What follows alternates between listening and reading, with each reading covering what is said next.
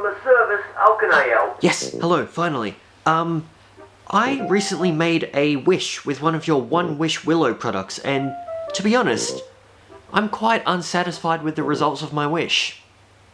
Yeah. Well, sir, what exactly was your wish? Well, I did wish for my YouTube channel to suddenly receive millions of subscribers, but... Interesting. Because it says here that your wish was actually fulfilled. Well, yes, it did, but I just wasn't expecting the subscribers to be bot accounts, is all. From Russia.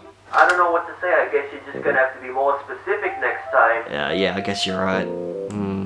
That's right. This week I watched the 2026 horror film Obsession, written and directed by comedy YouTuber Karl Barker, starring Michael Johnston as Bear, Indy Navarrete as Nikki, and Cooper Tomlinson and Megan Lawless as friends Ian and Sarah. The film follows the terrifying results of a supernatural wish made by Bear, asking his crush to love him more than anyone else in the world. I know I literally just made a review calling Hokum my scariest film of the year, but I think this film made me the most uncomfortable I've ever felt in the cinema. Relying less on jump scares, although the ones that are in there are pretty effective, this film instead chooses to fill you with a constant sense of dread at characters' bad decisions, and the horrifying thought of, oh, what the hell could happen next? While not the most original concept ever, this is a fantastic original take on the monkey's paw cautionary tale, with some terrifyingly real consequences. Barker's background in YouTube sketch comedy really helps you get into a false sense of security at the start of the film, and the characters already feel fleshed out and realistic by the time the crap starts to hit the fan. I really liked the mechanics of the One Wish Willow concept, which has a real potential to carry a whole series of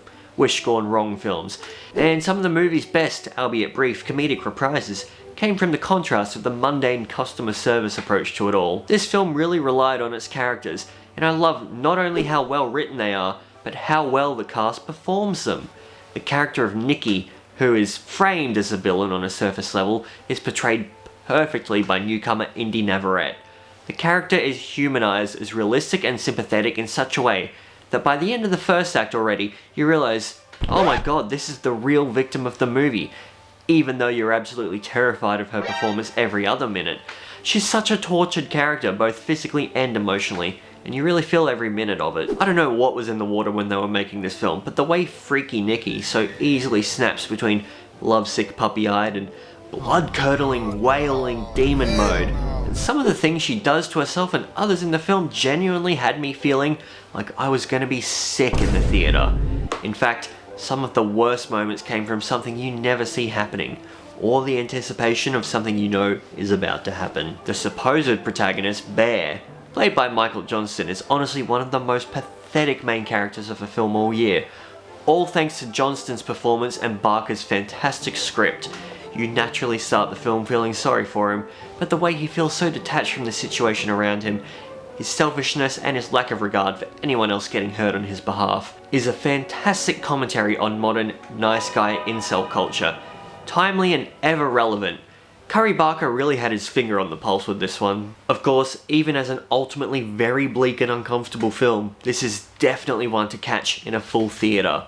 Of course, this may be the recency hype talking, but I do believe this film has the potential to become a modern indie horror classic film people will talk about in years to come, and Karl Barker is a name to look out for. I'd give this film 8 thumbs up out of 10. That's a wrap, so thanks for watching. You know, based on my reactions to this film, you could almost say that I was, addicted to it. Yeah. One sec. Yellow. Fired? With extreme prejudice? Yeah. I guess that's what I get for making jokes in a video.